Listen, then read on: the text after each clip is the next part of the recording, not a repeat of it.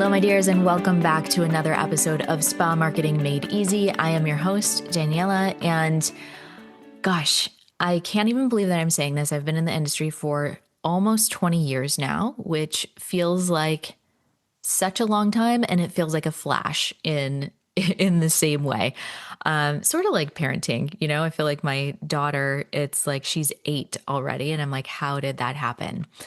But when I first started Atto Aesthetics 11 years ago, I focused a lot on retail. And I actually started my first 4 years of the business consulting, and I worked a lot with the physician dispensed skincare brands. I was doing trainings for estheticians on increasing retail sales. I was speaking at the lunch and learn events all across the country. And then I was being hired by medical spas to come into their practices and do trainings specifically for their staff on how to increase retail. So retail is something that is near and dear to my heart. I believe that it's such an important part of having a spa and of your revenue streams for having a spa, not just to have the additional revenue coming in, but for the actual benefit of the patient, because they are going to have better results if they're using high quality skincare at home. But not having a retail policy around commission for your staff can cause so many bumps in the road. And so what I want to do with this episode is really dive into retail commission in general. Okay, so who gets paid? How much should they earn? When do they earn it? What are the guidelines around this? This is something that I get asked all of the time. So if you have a team, if you have a front desk in place, but you're just really unsure how to structure your retail commission policy, this is going to be a great episode for you. Now, retail isn't just cash. It is client transformation, okay? When your patients or clients go home with the right products, they're going to get better results. They're going to recommend more people to you. They're going to leave you reviews. They're going to have more trust with you. They'll be more loyal to you, right? And obviously, with all of that comes more revenue. Now, Millennium, which is a spa booking software, they did a study and they said that if a client purchases 3 or more products from you, they have a 90% likelihood of coming back. That's huge. That is so huge. So when your estheticians, when we're looking at, how am I going to make sure that my books are full? Sell retail. We have data from spa booking softwares that are showing this. And I think there's just a disconnect there, but it is such an important piece. We get hung up as providers, and I've seen this over and over again. We have such close relationships with our patients and our clients. We don't want to feel salesy. We don't want to be pushy, but your clients and patients are using skincare. They are. If they're not purchasing it from you, they are purchasing it somewhere else. And we want to make sure that we are recommending what we believe is going to be the right home care regimen for them, the best home care regimen for them. It's their choice if they purchase it or not, but it is your job to be able to make that recommendation. Okay. Now, to give a little incentive to help our providers really see how important retail is, we want to make sure as spa CEOs that we are incentivizing that. Okay.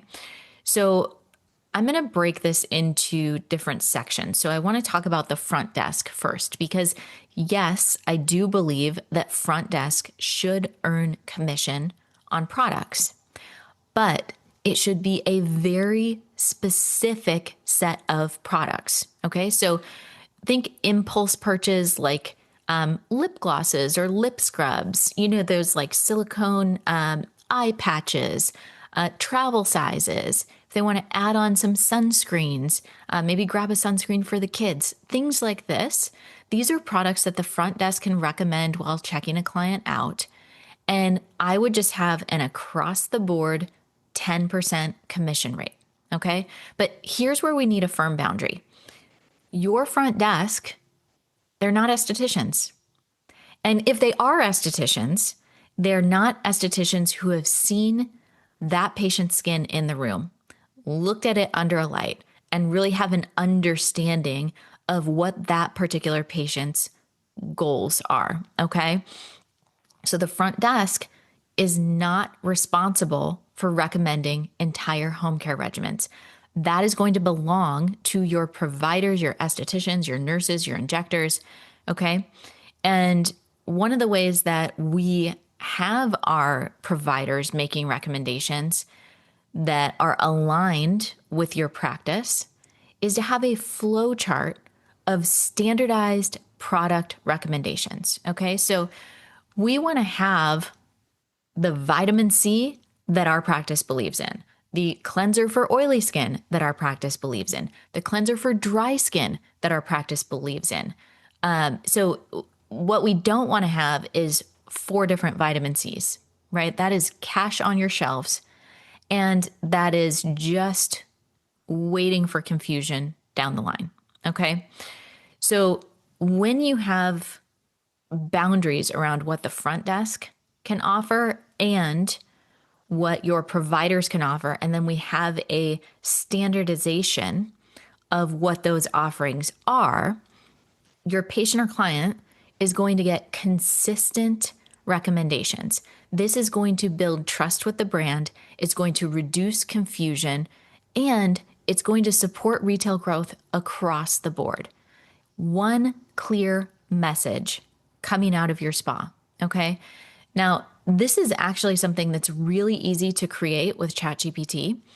And what I love about ChatGPT is that you can dictate in there. So if you are a speak to think person like me, you just hit that microphone button and you talk to Chat and say, here's what I would recommend for this type of patient. Here's what I would recommend for this type of patient. Here's what I would recommend for this type of patient. And you're going through based off of skin conditions, based off of the patient concerns. Chat can organize all of that and create a really clear flow chart for you to use in your practice. Okay. So really, really great asset for you to have in your business. Now, again, our goal here is to have clear messaging across the board so that a patient doesn't get one recommendation from one provider and then a completely different recommendation from another. That is going to break down trust real fast. Now, I've got a section in this episode that is common mistakes that spa owners make around retail. I'm going to get into that a little bit more down there. Okay. So let's move into your providers. All right. So estheticians, nurses, we want to look at how we are going to structure the commissions that they're going to be earning specifically on retail. Okay. So side note here, the pay structure that we recommend here at Addo Aesthetics is 0 commission. We actually recommend hourly pay on services. But for retail products, we do have a tiered commission structure. So there's a separation between services and retail. Okay. So what I'm talking about today is retail commission. Now, your providers are responsible for creating the entire home care regimen for that patient. The plan, the recommendations, what the regimen is, that needs to be documented in their chart. And it needs to be very clear so that the front desk should never deviate from that. Okay. So let's say that you make an entire home care regimen recommendation. So you've got your AM, you've got your PM, you've got all of your products, your cleanser, your toner, your antioxidant, your specialty product, your sunscreen, whatever it is that you're recommending. Even if that patient only buys 2 or 3 products, we have the entire recommendation in there so that it's easy to go back and see. It's documented that we talked about it. And if a patient calls to purchase something not on the same day that you had that service, it's very easy for the front desk to be able to understand what product it is that they need to purchase that was recommended by the provider that saw them. Okay. So let's get into the actual commission structure. Now, we believe that commission should be paid, the level of commission should be paid based off of their retail to service ratio. So we're looking at how much retail they sell compared to how many services they perform. Now, here's the structure, and this is the framework. There's going to be some ups and downs based on your business model. But this is what we suggest. So if your retail to service is under 30%, then you get zero commission. You don't earn commission on products because 30% is the baseline. This is the absolute minimum retail to service percentage that a provider should have in our practice. If you are between 30 to 39% retail to service, you get a 10% commission. If you are 40 to 49% commission or retail to service, you get a 12% commission. And if you are 50% or higher, you get 15% commission. Now, that extra 5% commission is going to be made up for the people that are performing lower at the under 30%. All right. Now, this model is rewarding consistency. It's rewarding excellence. You're not just handing out bonuses, you're incentivizing behavior that drives results both for the client and the business. Now, I had mentioned that these rates are just benchmarks, okay? Your spa might be higher and it might be lower. Now, if you're a device-heavy practice where you're primarily doing light and laser services, your price point is probably going to be higher. So if you're selling an entire home care regimen that may be $1,200, your ratio might be a lot lower than someone who's doing a $300 facial and sells a $1,200 regimen. So we've got to use these as benchmarks and align them for what works best for your practice. Now, if you are a traditional med spa, like that device heavy med spa, derm office, plastic office, I would aim for 30%. If you are med spa light, which, we see a lot of med spas that maybe are not even carrying energy-based devices, but they're doing other services classified as medical, or you're a day spa, you want 50% retail to service to be your top tier goal. So when I was saying for 30%, if you're a device heavy med spa, your 30% is going to be the top tier goal. Okay. Now, let's say that you, the spa CEO, you're still in the room and you're looking to get out, but you want to set kind of a benchmark. 99% of the time, you, the spa CEO, are going to have the highest retail to service. There's absolutely exceptions. I have a lot of nurses who are practice owners and they're focusing primarily on weight loss or hormones. And so their retail to service is very low, right? Even though they're the owner. So you want to look at what provider in your practice has the highest retail to service percentage. And that's where we're going to start as the top tier commission rate. This is what we expect, or maybe increase it by 5%. Okay. So if you see that your top provider is 40%, then 40% or 45% is going to be kind of your goal. Okay. If you're higher than that, let's say you're a retail focused practice and your highest provider is at 60% or 70%, then that becomes your highest tier goal. You're holding the standard for what you know is possible in your practice. Okay. And it's also like if you're much lower, I've worked with practices before that they haven't put a huge emphasis on retail, but it's an area that they really want to develop further. Let's say that you're at 10% retail to service and that's your top percentage. We want to move in increments of 5% every 1 to 2 quarters and get that up and get that up and get that up. You're going to have to develop this culture in your practice. You're going to have to be talking about it and working towards it every single day to get it there. So make it, go in increments that you can celebrate every time you hit that next tier. Okay, so now I want to move into the probationary period policy. And this is something that we do a little bit different in our pay structure as well. So at Addo Aesthetics, we recommend zero retail commission during a team member's first 90 days. Okay. This is providers, this is front desk staff. We consider the first 90 days of onboarding after we've hired someone, we consider that a probationary time period. And we're also really wanting to categorize what their performance is. Okay. So that 90 days is for alignment. It's for training. It's for getting them up to speed. You're watching for consistency, for attitude, for their ability to follow protocols. And we're not immediately measuring performance with pay. We're making sure that they are onboarded properly. And it also helps you to cover the cost of training, because that's a lot of time and energy that you're putting into developing that person. Okay. Now, after that, they're meeting expectations, they're going to earn commission. Okay. Okay. So let's jump into common mistakes to avoid. All right. Now, mistake number one is not defining the sales credit window.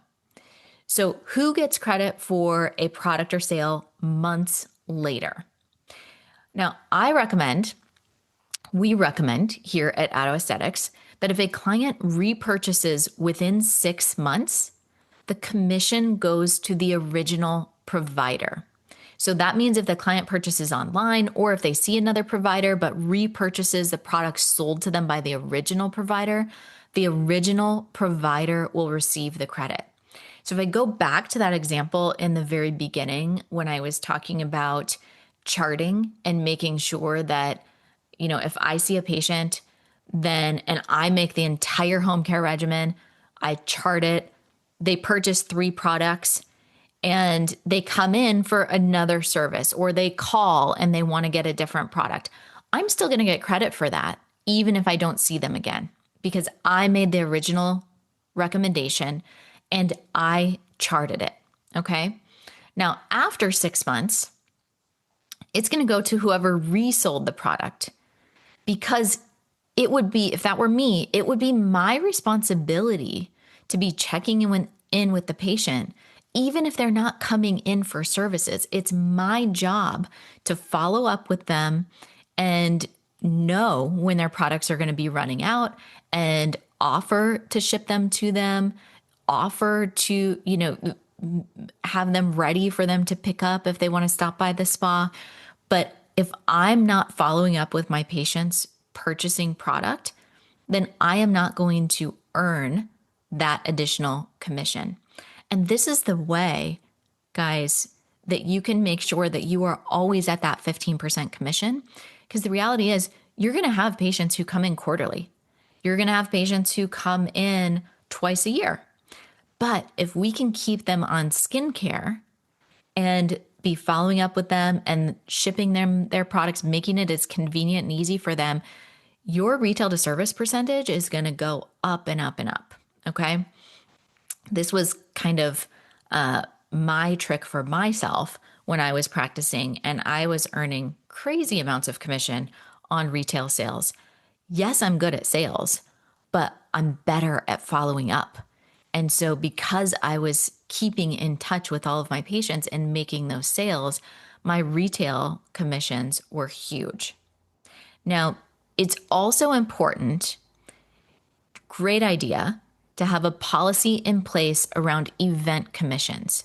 So if you're having an open house or a mini event where you're going to be selling a large amount of retail products, being clear on who gets the commission for those products beforehand is very important. And what I've seen work well is having a flat rate bonus based on overall sales for the event, rather than one person getting commission based on sales to their clients. Okay. So that's going to be different per practice, but you definitely want something established before you move into events and what the commission rate is going to be for those. Okay. You've got to define this. or you're going to have internal confusion, you're going to have disputes, you're going to have resentment. You want to get ahead of it before this ever becomes a problem. Okay, so mistake number 2 is standardized product recommendations. Now, this is what I was talking about earlier, having that flow chart based on the condition, based on the concern, whatever your skincare philosophy is. You may not believe in aggressive exfoliation. You may not use hydroquinone. You may think that every single person needs to be on vitamin C. Whatever your philosophy is, you want to make sure that you have that mapped out, that you are educating your staff on it, on your beliefs and why, and that you have a very easy to follow flow chart for your providers to make recommendations. And again, this ties into your inventory management as well.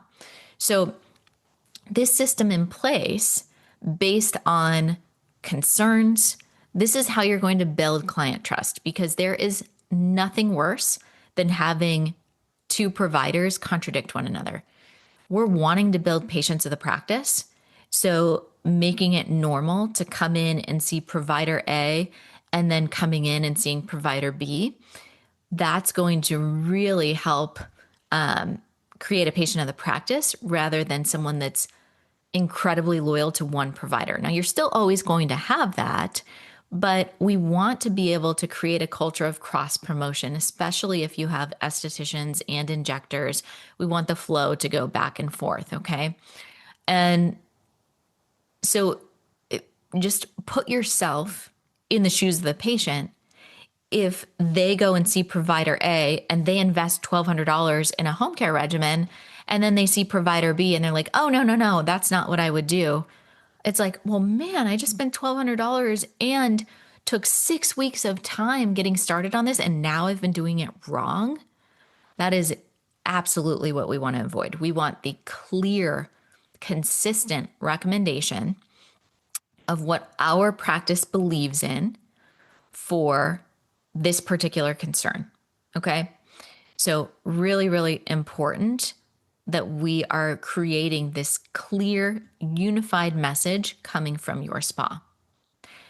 And then mistake number 3 is paying commission blindly.